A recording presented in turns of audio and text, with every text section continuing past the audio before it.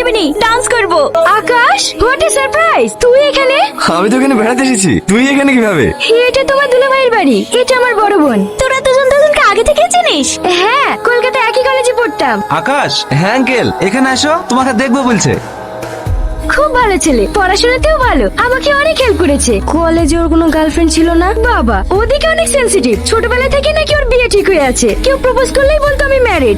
এই নিয়ে আমরা ওকে খুব রাগাতাম। আরে প্রিয়ার সাথে তো ওর বিয়ে ঠিক হয়ে আছে। তোমার নাম প্রিয়া?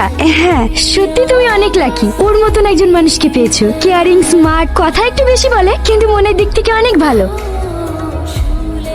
ওই চেয়ারটায় যা, আমি এখানে ঠিক আছি, তুই যা। নাইস। কি? মালাটা পরে তোমাকে অনেক সুন্দর লাগছে। কি? দাঁড়াও। আমি বলেছি তোমাকে ডাল দিতে? বারণ তো করলে না। খাবোই না। কদিন ধরে দেখছি তুই ছোটখাটো কথাতে রেগে যাচ্ছি, তোর কি হয়েছে বলতো? আমি নিজেই জানি না আমার কি হয়েছে। আমি তো তোকে প্রিয়াসী আকাশের সাথে ভালোবাসা নাটক করতে বলেছি, তাহলে আমারও তো হিংসা হয়েছে কেন? ও যখন তোর দিকে তাকায়, তোকে দেখে হাসে, তোর সাথে কথা বলে, তখন আমার শরীর চলে ওঠে। আমি আর পারছি না, আমি আকাশকে সব সত্যি বলে দেবো। তুই প্রিয়া না, আমি প্রিয়া। তুই আমার জন্য অনেক করেছি, তোকে আর কাল থেকে নাটক করতে হবে না। এতদিনে বুঝতে পারছি ভালোবাসে কি। আমার জীবনে যদি আকাশ আগে আসতো, তাহলে আমি মানুষকে ভালোবাসতে হতো না।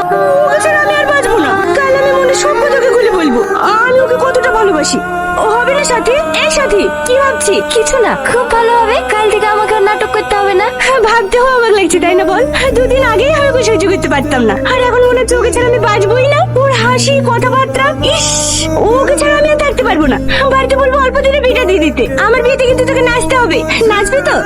হ্যাঁ, তোর বিয়ে আর আমি নাচবো না? খুব নাচবো, যত তাড়াতাড়ি পারিস বিয়েটা করে ফেল। আমি একটু ফ্রেশ হয়ে আসি। হ্যাঁ ঠিক আছে, যা। সাথী, লকেটটা। হ্যাঁ, এটা তো তোরই। কাল বাজার থেকে তোকে একটা ইয়ার থেকে ভালো লকেট কিনে দেবো, ঠিক আছে?